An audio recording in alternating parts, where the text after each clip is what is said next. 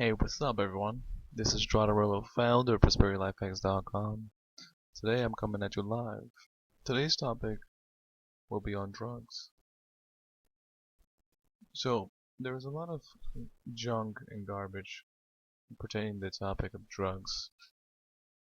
Alright, this is a simple classic case of oversimplification of something so complicated. There is a big negative stigma about drugs, right? So, they just say, especially for young adults or kids, they say don't do drugs completely. And what they don't realize is that the term drugs is like it's like 100,000 different substances or chemicals that it almost gets totaled into one word, the word drug, and that's completely unfair to the whole situation, because not all drugs are the same, and not all drugs have the same properties. Not all drugs have the same side effects or benefits of some kind. So drugs are different depending on which substance it is, which will create certain benefits and certain side effects depending on what the substance is and then how it interacts with the person's body. Usually what we do is we just say that all drugs are bad as a oversimplified way.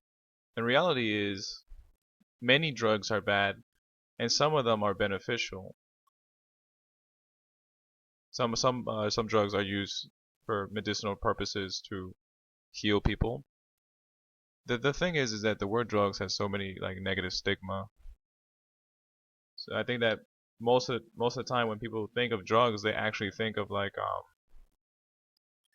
street drugs, like cigarettes, like the common bad ones, and then that's what gets associated with the word drugs. Like you got heroin here. So the word drug has like a big negative association for it in a very unfair way, because not all drugs are bad. In fact, I don't even like the word drug just because it implies something bad.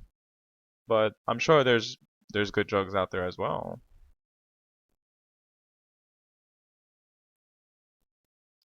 In fact, I think there's a substance called caffeine, and caffeine is an energy enhancement supplement that increases the energy, focus, and motivation to just do work and just do to do anything at all, like work, school, etc. And I think coffee is considered a drug as well. Although let's be fair, like those are different kinds of drugs, and they produce different kinds of effects, and don't have any they don't have the same side effects as such as like something like crack and heroin. I don't know. I'm just guessing based on my assumption of them as well. I've never done those things, so it's really hard to say what are the side effects. But I'm just assuming.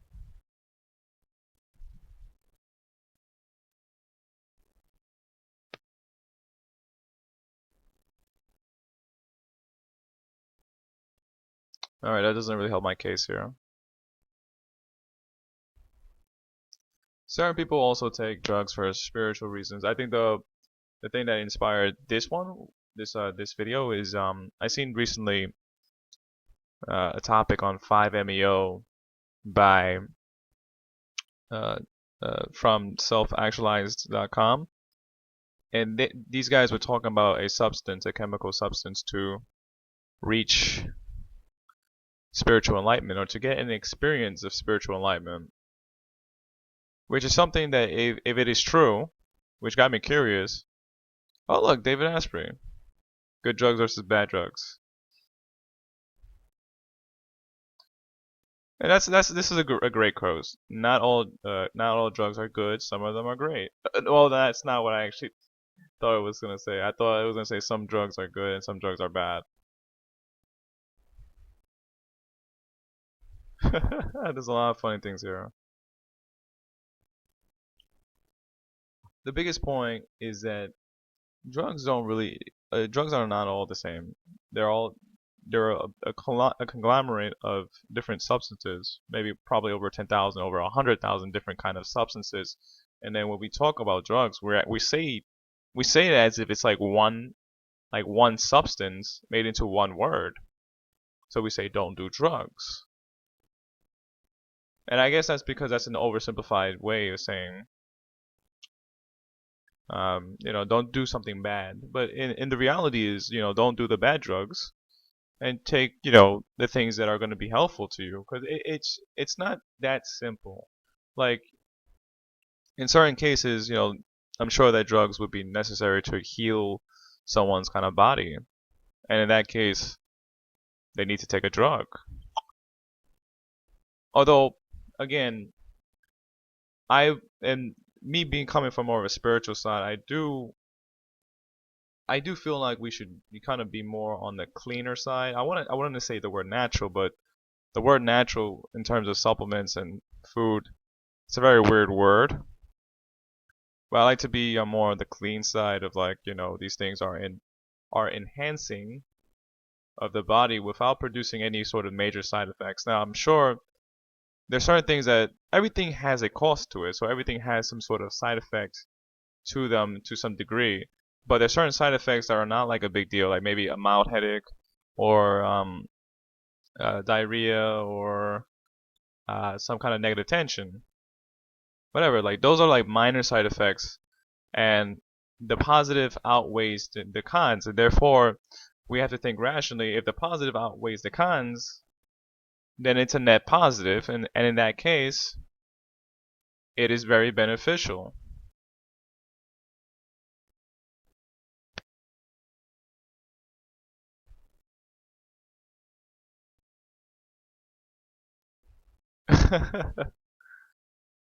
Good, good. Let the drugs flow through you. That's very funny. So yeah, going back to 5-MeO, and there's also this other thing called ayahuasca that it's like a rare substance. It's also used for spiritual enlightenment or some sort of spiritual thing. I'm not too deep into it, but I am very curious. Like, it does call to my attention because it seems like something that would aid one in healing and also aid one in helping spiritual enlightenment or understand spirituality at a much, much deeper level than if they did it in a kind of natural format. So it is like an accelerator to reaching enlightenment, but it doesn't give you the actual enlightenment. It just gives you like probably one experience of it that will then help you understand spirituality a lot more. And this is just my guess, just from doing like certain basic research and just getting the basic feel of it, of ayahuasca and 5-MeO. They do call to my attention because those are like what I would say. Those are good drugs because those are helping you unlock the spiritual aspects of yourself. And I think that even something there's a drug called LSD.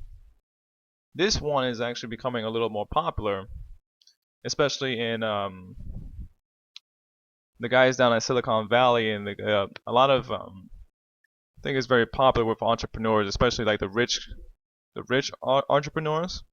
And this is becoming, I think they're making it legal now or something like that, or legal in a certain dosage. I'm not sure. So I know that I've heard this from David Asprey, and David Asprey was recommending about microdosing it. To me, that was very interesting. It's like the implication here is that something that's been known for many years is actually not a bad substance. That we can use it for not recreational, for positive benefits such as going to work, going to school, or just maybe just to enhance ourselves in a better way. I always love these pictures. These pictures are always funny. Like they're like showing the experience of what something will give you.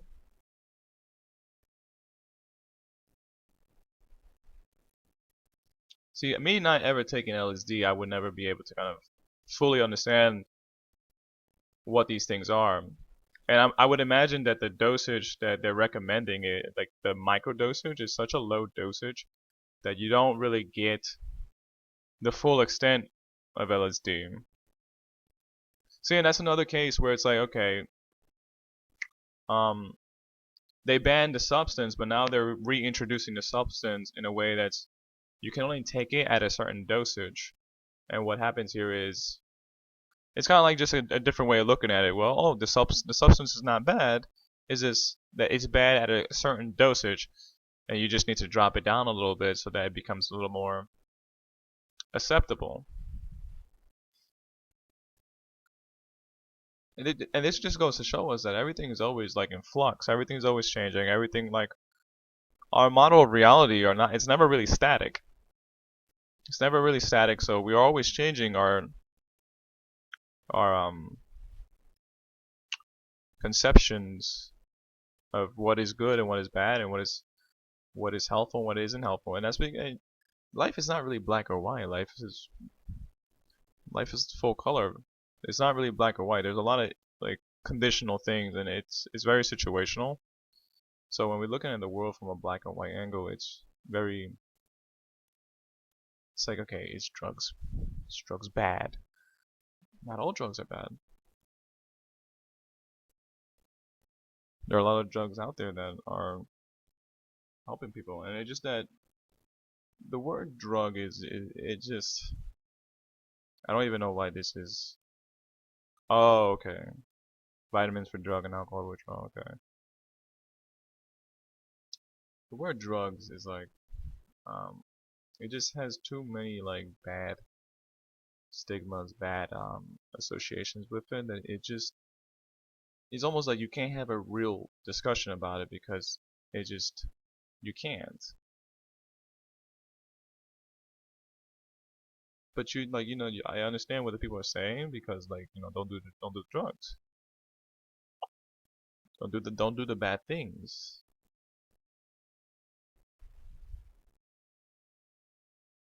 Okay, that's what it says here is pretty helpful.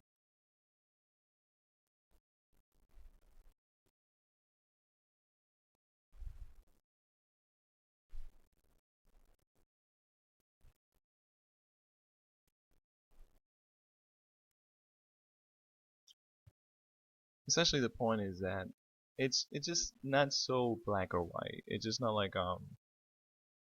that we have to like understand that okay, for example, in the case of caffeine, caffeine is a I guess we can call it a drug. Although I don't classify it as a drug, I classify it as more of a supplement. But I think that it's classified under the terms as a drug. But that's like okay, first of all, you take caffeine when you drink tea. You take caffeine when you eating chocolate or dark chocolate, I think it is. You take caffeine when you're drinking coffee to some extent. I think it's particularly a different form of caffeine, but it's caffeine, so we just say it is caffeine. And coffee is a classic. It's one of the most classic substance that we have to enhance our performances in life. In fact, I don't think most people will be able to make it during their work life without some form of boost or coffee because you really can't. Like the average person cannot deal and cope with that amount of stress and workload. So they have to take something in order to make up for that fact. In which case, coffee. Like if you're working like 9 to 5 or I don't know, whatever the hours are, you may need to offset it. And to tell those people that coffee's bad is really not doing them any favors. So it's like okay, I have to work, and you're telling me that coffee is not good for me. So how am I supposed to make it through my work life and then still come home feeling energized? In which case, the ends justify the odds, the means. No, in this case, if it's a net positive, then they have to do it. Especially in the case where if they need money and they have to like, see, this is why we do have a lot of complications because it's like in this case here, if you're working long hours or if you're working for X amount of hours and you need money, then of course then you have to like make up for it in some kind of way. But then you find some other alternative, and then now you kind of catch yourself in a kind of a bad loop in some kind. Anyways, I'm just gonna end the video now. Thank you for listening. Thank you for watching. This has been Gerardo Morillo, founder of ProsperityLifeHacks.com. Bye bye now.